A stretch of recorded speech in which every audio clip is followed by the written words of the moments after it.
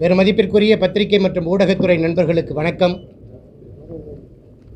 இன்று அகில இந்திய ரியல் எஸ்டேட் கூட்டமைப்பினுடைய கோவை மண்டல பொறுப்பாளர்கள் சிறப்பு ஆலோசனை கூட்டத்திற்கு தலைமையேற்று நடத்தி கொண்டிருக்கக்கூடிய எங்கள் கூட்டமைப்பினுடைய முகமாகவும் கட்டுமானம் உள்ளிட்ட ரியல் எஸ்டேட் துறையினுடைய மூத்த முன்னோடியாகவும் இன்று அகவை 60வது மணி விழா காண்கின்ற எங்களுடைய அருமை அண்ணன் நேருநகர் நந்து அவர்களே, இந்த கூட்டத்தை மிக சிறப்பாக ஒருங்கிணைத்திருக்கிற தேசிய செயலாளர் மரியாதைக்குரிய அருமை அண்ணன் செந்தில்குமார் அவர்களே, வரவேற்புரையாற்றி அமைந்திருக்கிற மரியாதைக்குரிய நண்பர் வினோத் சிங் ரத்தோட் அவர்களே, நன்றியுரையாற்ற இருக்கிற அருமை அண்ணன் கண்ணன் உள்ளிட்ட தேசிய மாநில மாவட்ட பொறுப்பாளர்களே, உறுப்பினர்களே, உங்கள் அத்தனை பேருக்கும் என்னுடைய சிரம் தாழ்ந்த வணக்கத்தையும் வாழ்த்துக்களையும் தெரிவித்துக் கொள்கின்றேன்.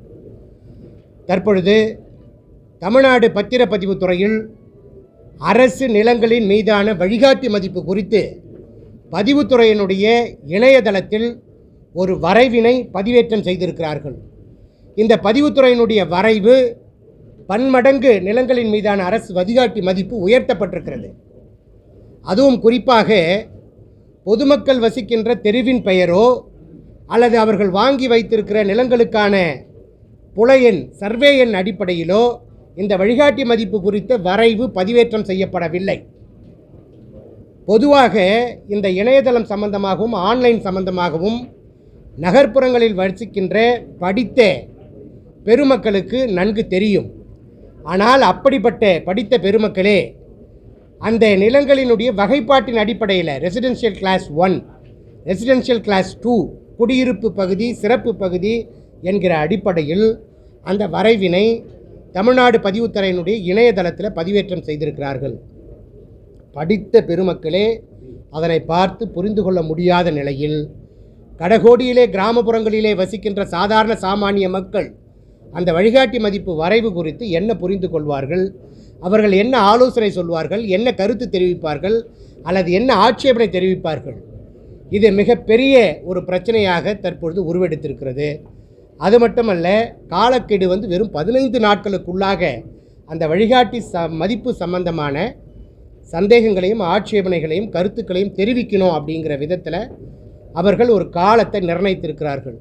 இது கிராமப்புறங்களில் கடைகோடியில் இருக்கிற பொதுமக்களுக்கு துளியும் பயன்படாது. அவர்களுடைய சொத்தினுடைய மதிப்பு எந்த அளவுக்கு அவர்கள் உயர்த்த போகிறார்கள் அல்லது உயர்த்தி இருக்கிறார்கள் என்கிற தகவல் காமன் பப்ளிக் பொதுமக்களுக்கு தெரியாது. ஆகவே பதிவுத்துறை நீங்கள் இவிஎம் அப்படிங்கிறத எதிர்க்கிறோம், மாற்று கருத்து இல்லை. வாக்குச்சீட்டு முறையை கொண்டு வரணும்னு நம்ம கேட்குறோம். அது எதுக்காக கேட்குறோம்? எல்லோருக்கும் தெரியணுன்றதுக்காக தானே கேட்குறோம். அந்த மாதிரி கிராமப்புறங்களில் விஏஓ அலுவலகங்களில், நகராட்சி அலுவலகங்களில், மாநகராட்சி அலுவலகங்களில், பேரூராட்சி அலுவலகங்களில், ஒன்றிய அலுவலகங்களில், சம்பந்தப்பட்ட சார்பதிவாளர் அலுவலகங்களில் அந்தந்த பகுதியில் இருக்கிற சொத்துக்கள் சம்பந்தமான வழிகாட்டி மதிப்பு கைட்லைன் வேல்யூ குறித்த தகவல்களை விளம்பர பலகை இருக்குது, பொதுமக்களுக்கு அந்த தகவல் பலகை இருக்குது. அதில் அந்த சொத்தினுடைய விவரங்கள், என்ன மதிப்பு இருக்குது, என்ன தெரு, அது என்ன மதிப்பு, என்ன புலையன், அதுக்கு என்ன மதிப்பு உயர்த்த போகிறோம் அப்படிங்கிற விவரங்களை வெளிப்படைத்தன்மையோடு நீங்கள் பொதுமக்களுடைய பார்வைக்கு டிஸ்பிளே பண்ணணும் அப்படிங்கிறத இந்த கூட்டமைப்பு வலியுறுத்துகிறது. ஒன்று.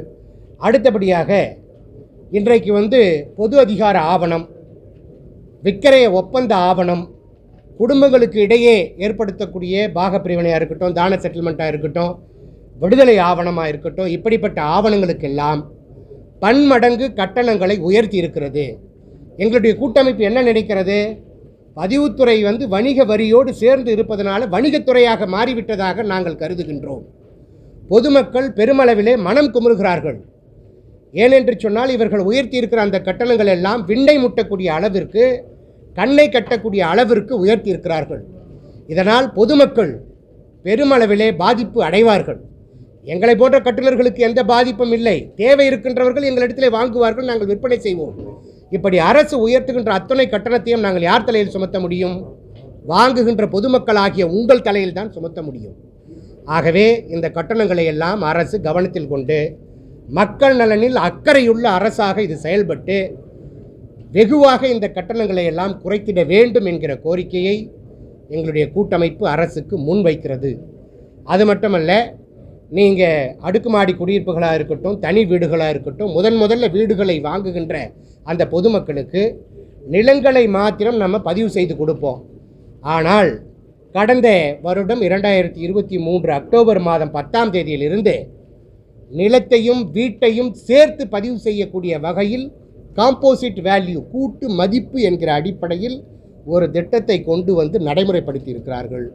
இந்த திட்டத்தின் மூலமாக இன்றைக்கு நிலங்களையும் வீடுகளையும் சேர்த்து வாங்குகின்ற பொதுமக்களுக்கு, தனி வீடுகளாக இருக்கட்டும் அல்லது அடுக்குமாடி குடியிருப்பாக இருக்கட்டும், அப்படி வாங்குகின்ற பொதுமக்களுக்கு குறைந்தபட்சம் இதற்கு முன்பாக ஒரு 50,000 ரூபாய் ஒரு செலவு ஆகும் பதிவு கட்டணம், முத்திரை தீர்வை கட்டணம்னு சொன்னால் தற்பொழுது 1 லட்சம் ரூபாயிலிருந்து 2.5 லட்சம் ரூபாய் வரைக்கும், அதாவது 200 மடங்குலேருந்து 500 மடங்கு வரைக்கும் உயர்ந்திருக்கிறது. இது பொதுமக்களுக்கு பெரும் சுமையாக இருக்கிறது.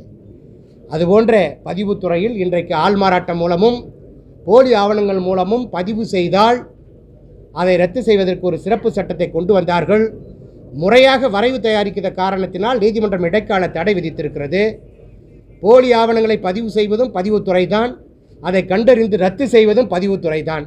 ஸோ அந்த ரத்து செய்வதற்கான சட்டத்தையாவது சரியாக கொண்டு வந்து பாதிக்கப்படுகிற ஒன்றும் அறியாத அப்பாவி பொதுமக்கள் அந்த பிரச்சனையிலிருந்து மீள்வதற்கு அரசு உடனடியாக ஒரு போர்க்கால அடிப்படையில் அந்த சட்டத்தை மீண்டும் சரியான முறையில் வரைவினை தயாரித்து நடைமுறைக்கு கொண்டு வர வேண்டும் என்கிற கோரிக்கையை எங்களுடைய கூட்டமைப்பு தமிழக அரசுக்கு முன்வைக்கிறது. அதேபோன்று பதிவுத்துறையில் எண்ணற்ற பிரச்சனைகள், பல்வேறு குழப்பங்கள், பல்வேறு இன்னல்கள், சிக்கல்கள் எல்லாம் இருக்கிறது.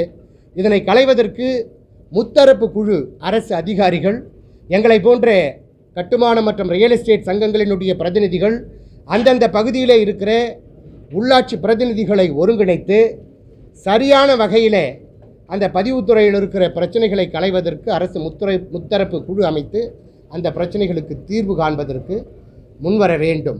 இதுபோன்று பதிவுத்துறையினுடைய இணையதளம் ஆன்லைன் 3.0 திட்டத்தில் பல பிரச்சனைகள் இருக்கிறது.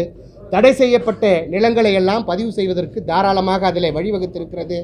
நீதிமன்றத்தால் தடை விதிக்கப்பட்ட நிலங்கள், அதேபோன்று வக்ஃப் வாரிய சொத்துக்கள், அதேபோன்று இந்து அறநிலையத்துறைக்கு, சமய அறநிலையத்துறைக்கு சம்பந்தமான சொத்துக்கள், பல முதலீட்டாளர்களிடமிருந்து முதலீடை பெற்று அந்த PACL நிறுவனம் போன்ற சொத்துக்களை எல்லாம் இன்றைக்கு தாராளமாக பதிவு செய்துவிட்டு பிறகு வாங்கியவர்களை அது மீண்டும் பதிவுக்கு அனுமதிக்காத ஒரு நிலைகள் இருக்கிறது. அதேபோன்று DC நிலங்கள், டிப்ரெஸ்டு கம்யூனிட்டி பஞ்சமி நிலங்களை எல்லாம் அது குறித்த தகவல்களை நீங்கள் ஆன்லைன் 2.0 என்ற திட்டம் இருக்கிறது. அதில் சரியாக நீங்கள் நீங்கள் உள்ளீடே செய்ய முடியாத அளவிற்கு அதை பிளாக் பண்ணிங்கன்னா, தடை செஞ்சிங்கன்னா அப்பாவி பொதுமக்கள் இப்படிப்பட்ட நிலங்களை வாங்க மாட்டார்கள், பாதிக்கப்பட மாட்டார்கள். ஸோ அரசுக்கு வருவாய் வேண்டும் என்கிற எண்ணத்தின் அடிப்படையில் எதை வேண்டுமானாலும் பதிவு செய்துவிட்டு பிறகு அதை ரத்து செய்வது, அதனை பிறகு நான் பதிவு செய்ய மாட்டேன் அப்படிங்கிறது, இதெல்லாம் பெரும் பிரச்சனையாக இருக்கிறது. இதனெல்லாம் கவனத்தில் கொள்ள வேண்டும். அதேபோன்று குறைந்தபட்சம் வழிகாட்டி மதிப்பு என்கிற பெயரிலே நீங்கள் கோவை மாநகராட்சி, சென்னை மாநகராட்சி போன்ற பெரும் மாநகராட்சிகளுக்கெல்லாம் இன்றைக்கு அரசு 1000 ரூபாய் குறைந்தபட்சம் வழிகாட்டி மதிப்புன்னு சொல்லியிருக்கிறாங்க. கோவை மாநகராட்சியில் பல இடங்களில் பல ஏக்கர் நிலம் இருக்கிறது. ஏக்கர் 1.5 கோடி ரூபாய்க்கு கூட இங்கே இடம் இருக்கிறது. ஆனால் அதை பதிவு செய்ய போகணுன்னா 4.5 கோடிக்கு பதிவு பண்ணணுங்கிற நிலை இருக்குது. அதனால் வாங்குகின்றவர்களுக்கு, விற்பவர்களுக்கு முத்திரை தீர்வை பதிவு கட்டணம் பெரும் சவாலாக இருக்கிறது. அது மட்டுமல்ல, அதுக்கான சோர்ஸ் ஆஃப் இன்கம், வருமானத்துக்கு வழி காட்டணும். அது மட்டுமல்ல, அதை விற்கிறதுக்கு மூலதன ஆதாய வரி அப்படிங்கிற பிரச்சனை இருக்குது. அடுத்தது 50 லட்சத்துக்கு மேலே பதிவு பண்ணால் tax deduction source of income, TDS என்கிற பிரச்சனை இருக்கிறது. இப்படி பதிவுத்துறையினுடைய இந்த வழிகாட்டி மதிப்பு உயர்வு, முரண்பாடாக இருக்கிற பிரச்சனைகள், அதே போன்று இப்படி முரண்பாடு இருக்கிற இந்த சொத்துக்களை எல்லாம் நீங்கள் குறைவு முத்திரை தீர்வை சட்டப்பிரிவு 47A(1) அப்படின்னு சொல்லி ஒரு சட்டத்தை, சிறப்பு சட்டத்தை கொண்டு வந்தாங்க. அந்த அடிப்படையில் ஆவணங்களை பதிவு செய்து முரண்பாடுகளை களையக்கூடிய வகையில் வழிவகை இருந்தது. அதையும் தற்பொழுது இருக்கக்கூடிய இந்த அரசு 47(A)(1) ஆவணத்தை பதிவு செய்ய மறுக்கிறது. இங்கே ஒன்றும் அமெண்ட்மெண்ட்டு கொண்டு வரலை, அந்த சட்டத்தை தடை பண்ணலை, நீக்கலை, மாற்றலை. ஆனாலும் சர்வாதிகார போக்கோடு பதிவுத்துறை இந்த ஆவணங்களை எல்லாம் பதிவு செய்ய மறுக்கிறது. ஸோ மக்களுக்காகத்தான் இந்த அரசே தவிர அரசுக்காக மக்கள் இல்லை என்பதை அரசும் பதிவுத்துறையும் புரிந்து கொண்டு பதிவுத்துறை பொதுமக்களுக்கு சேவை வழங்கிட வேண்டும். அதை தவிர்த்து விட்டு வியாபாரத்துறையாக இன்றைக்கு மாறி இருக்கிறது. தன் இஷ்டத்துக்கு சந்தை மதிப்பை விட 2-3 மடங்கு எல்லாம் வழிகாட்டி மதிப்பை உயர்த்தி இருக்கிறது. இதனையெல்லாம் பத்திரிகையாளராகிய நண்பர்கள் நீங்கள் அரசினுடைய கவனத்திற்கு கொண்டு செல்ல வேண்டும். இந்த பிரச்சனைகளுக்கெல்லாம் பொதுமக்கள் நலன் கருதி அரசு பொறுப்பு ஏற்று கனிவோடு பரிசீலித்து மக்கள் நலனில் அக்கறை செலுத்தி இந்த பிரச்சனைகளுக்கெல்லாம் தீர்வு காண வேண்டும் என்பதுதான் எங்களின் கோரிக்கை. அது மட்டுமல்ல, இன்றைக்கு வீட்டு வசதி மற்றும் நகர்ப்புற வளர்ச்சித்துறையில் இங்கே கோவை மாவட்டத்தில் முழுமை திட்டம் அப்படிங்கிற ஒரு திட்டத்தை மாஸ்டர் பிளானை 30 ஆண்டுகளுக்கு பிறகு கொண்டு வந்திருக்கிறாங்க. அந்த வரைவு பொதுமக்களினுடைய பார்வைக்காக வைக்கப்பட்டிருக்கிறது.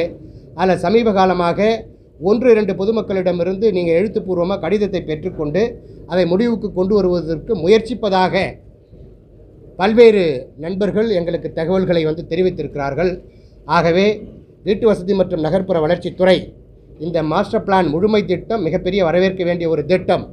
இந்த திட்டத்தை நீங்கள் சற்று கூர்மையாக கூர்ந்து அனைத்து தரப்பு மக்களிடத்திலும் கருத்துக்களை கேட்டு மீண்டும் ஒரு முறை அது குறித்த தகவல்களை வெளிப்படையாக சம்பந்தப்பட்ட உள்ளாட்சி அலுவலகங்கள், அரசு அலுவலகங்களிலே வெளிப்படைத்தன்மையோடு அனைத்து மக்களும் பார்வையிடக்கூடிய வகையில் நீங்கள் அந்த தகவல்களை வெளியிட்டு அந்த அடிப்படையில் பொதுமக்களிடத்திலிருந்து ஆட்சேபனைகள் இருந்தாலோ, கருத்துக்கள் இருந்தாலோ, ஆலோசனைகள் இருந்தாலோ பெற்று அந்த அடிப்படையில் இந்த முழுமை திட்டத்தை நீங்கள் கொண்டு நடைமுறைப்படுத்திட வேண்டும் என்று